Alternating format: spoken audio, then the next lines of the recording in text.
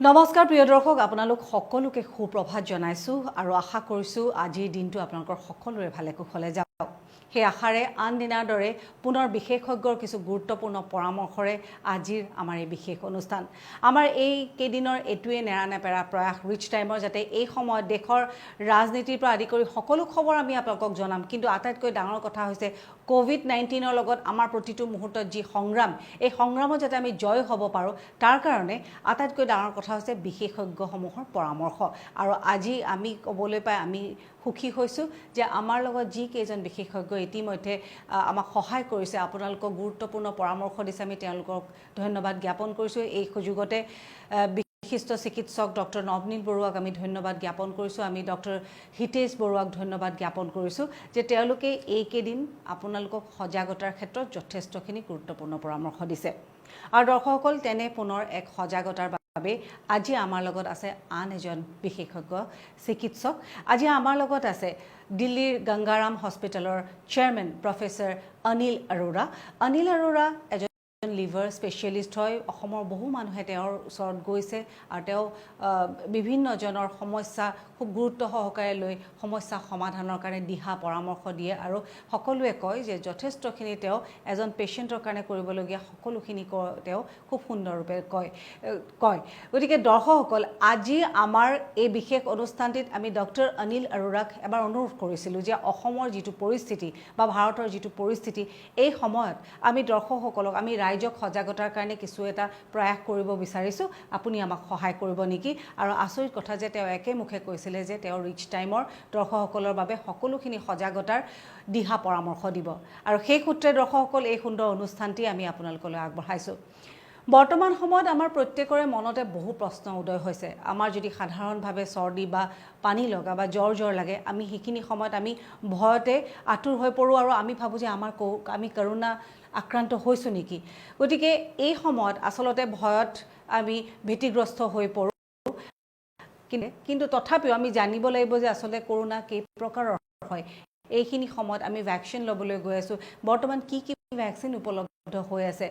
কি আমি প্ৰত্যেকে আৰু অধিক সচেতন হ'ব লাগিব কোনখিনি সময়ত আমি ডিসিশন ল'ব লাগিব যে আমি এইখিনি সময়ত হস্পিটেলত যাব লাগে কাৰণ কেতিয়াবা আমি নিজেই নিজৰ ভিতৰতে ভাবোঁ যে নাই ঘৰতে আমি সকলো চিকিৎসা কৰিম হস্পিটেলত নগলেও হ'ব কাৰণ বৰ্তমান পৰিস্থিতিলৈ চাই আমি সকলোৱে ভয়ত আতংকিত হৈ পৰিছোঁ কিন্তু এই ক্ষেত্ৰত তেওঁ প্ৰত্যেকটো কথা দৰ্শকসকল প্ৰত্যেকটো বিষয় খুব সুন্দৰকৈ তেওঁ বুজাই দিছে আমি আশা কৰিছোঁ তেওঁ যিখিনি কথা খুব সুন্দৰকৈ আমাৰ দৰ্শকসকলৰ সজাগতাৰ কাৰণে বুজাইছে আপোনালোক সকলোৱে ভাল পাব আৰু আমাৰ মনৰ পৰা ভয় ভাৱ আঁতৰ হ'ব আৰু আমি নিজকে লগতে আমাৰ পৰিয়ালৰ প্ৰত্যেকজন আমাৰ পৰিয়ালৰ প্ৰতিজন সদস্যকে লগতে আমাৰ ওচৰ চুবুৰীয়া আমাৰ সমাজখনক যাতে আমি সকলোৱে বচাব পাৰোঁ তাৰ কাৰণে আমি সকলোৱে একগোট হৈ সাজু হ'ব পাৰিম গতিকে আহক আমি অনুষ্ঠানটি আৰম্ভ কৰোঁ কিন্তু অনুষ্ঠানটি আৰম্ভ কৰাৰ আগতে আমি গংগাৰাম হস্পিটেলৰ চেয়াৰমেন প্ৰফেসৰ অনিল আৰোৰালৈ অশেষ ধন্যবাদ জ্ঞাপন কৰিছোঁ যে তেওঁ আমাক এইখিনি সময় দিছে গতিকে দৰ্শকসকল এই বিশেষ অনুষ্ঠান আহক আমি আপোনালোকলৈ আগবঢ়াম सारे आसाम वासियों को मेरा नमस्कार। कोविड एक ऐसी महामारी है जिसने पूरे वर्ल्ड में तहलका मचा दिया है पर अगर हम इसके बारे में कुछ जानकारी आपको दें तो आपको भी तसल्ली होगी। अच्छी बात पहले मैं आपको बताता हूं 90% इन्फेक्शन माइल्ड इन्फेक्शन होता है 5-7% को मॉडरेटली सीवियर इन्फेक्शन होता है और 3% लोगों को आईसीयू की जरूरत पड़ती है। जितनी आपकी उम्र ज्यादा है और कोमॉर्बिडिटीज हैं जैसे डायबिटीज ब्लड प्रेशर हार्ट की बीमारी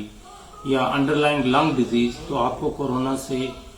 रिस्क ज्यादा है तो इसलिए गवर्नमेंट ऑफ इंडिया ने पिछले 3 महीने से ड्राइव चलाई हुई है कि 60 इयर्स प्लस या कोमॉर्बिडिटीज को फिर 45 इयर्स प्लस कोमॉर्बिडिटीज को वैक्सीनेशन लगाई जाए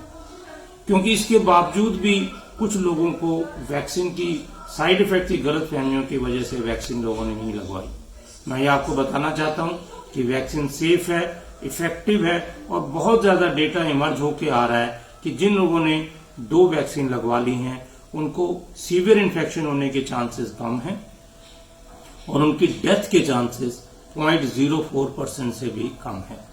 तो अगर आप एज आपकी 45 से ज्यादा है और अगर आपको कोमॉर्बिडिटीज हैं like sugar, blood pressure, heart की प्रॉब्लम, लंग या किडनी डिजीज, तो तुरंत अपनी वैक्सीन लगाइए, क्योंकि वैक्सीन के जो लगवाने के फायदा हैं वो बहुत ज्यादा हैं, बशर्ते कि उसको ना लगवाया जाए। 2 टाइप की वैक्सीन अवेलेबल हैं, कोविशील्ड और Covaxin. Covishield serum institute of India बनाता है, जिसमें 2 वैक्सीन 6 और 8 हफ्ते के दरमियान लगाई जाती है। कोवैक्सीन एक वैक्सीन है जो कि भारत बायोटेक कंपनी बनाती है। इसमें 2 वैक्सीन लगती हैं, 2 डोजेज लगती हैं इस वैक्सीन की, और उन 2 डोजेज के बीच में 4 हफ्ते का इंटरवल होता है।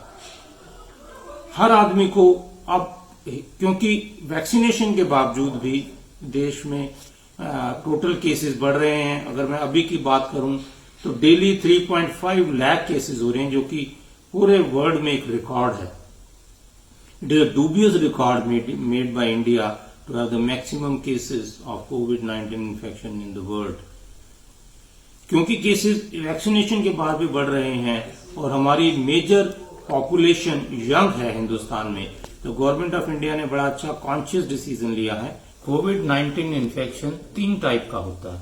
Mild, moderate, severe. सिंपल तरीका यह है कि आप घर में पल्स ऑक्सीमीटर रखिए और अपनी राइट इंडेक्स फिंगर पर पल्स ऑक्सीमीटर लगाओ। अगर आपकी ऑक्सीजन सैचुरेशन 94% से ज्यादा है तो इसका मतलब माइल्ड डिजीज है, आपको हॉस्पिटलाइजेशन की जरूरत नहीं है। बिटवीन 90 to 94 आपको मॉडरेट डिजीज है। अगर आपका परसेंटेज सैचुरेशन 90 से कम है, इसका मतलब है आपको सीवियर डिजीज है, हॉस्पिटलाइजेशन की जरूरत है। कोविड वैक्सीनेशन अब हिंदुस्तान में इजीली अवेलेबल है। 2 तरीके की कोविड वैक्सीन अवेलेबल हैं, कोविशील्ड और कोवैक्सीन।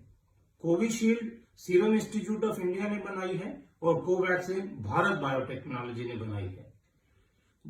45 साल के ज्यादा उम्र वालों के लिए 1 मई तक इजीली अवेलेबल वैक्सीनेशन है। तो आज अपने घर में चेक कीजिए, जिसकी भी उम्र 45 साल से ज्यादा है कृपया करके 2 डोजेज लगवाइए। कोविशील्ड में 2 डोजेज में 6 से 8 हफ्ते का गैप होना चाहिए। कोवैक्सीन में सेकेंड डोज पहली डोज के 4 हफ्ते बाद लगनी चाहिए। इसके साथ ही कोवैक्सीन एक एप्लीकेशन लॉन्च किया है 28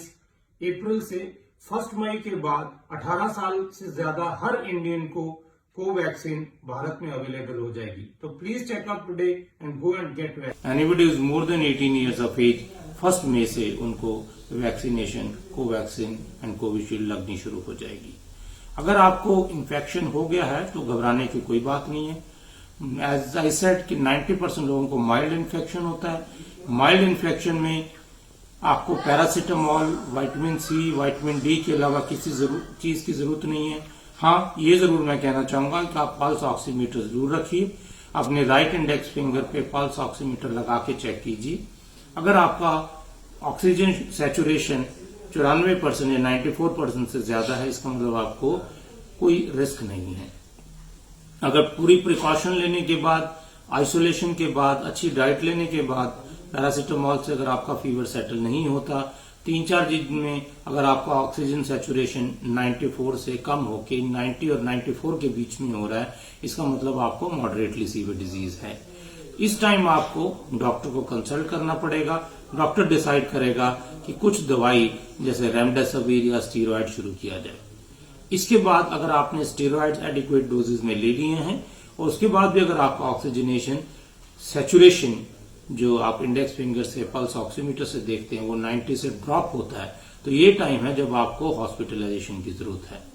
अब जहां तक हॉस्पिटलाइजेशन की जरूरत है, पूरे हिंदुस्तान में बेड्स की, ऑक्सीजन की, मेडिसिन की बहुत किल्लत हो रही है। पर आप अगर रेगुलर टाइम पे डॉक्टर के टच में रहें तो most of the time you will be able to have a good outcome from corona virus infection. तो मैं ये कहना चाहूंगा, अगर आप टाइमली प्रिकॉशन लें, डबल मास्क पहन लें, रिपीटेडली अपने हैंड वॉशिंग करें और अननेसेसरी पार्टीज में या सोशल गैदरिंग्स में या मैरिज पार्टीज में ना जाएं, तो you will be able to prevent yourself from corona virus infection. Thank you.